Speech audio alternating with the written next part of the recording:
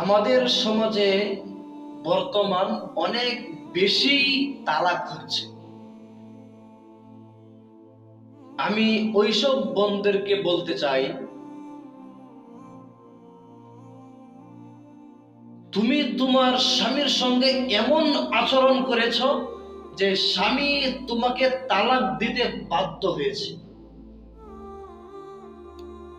আমি ধরে নিলাম তোমার স্বামী পৃথিবীর সব মানুষের থেকে বেশি নিকৃষ্ট।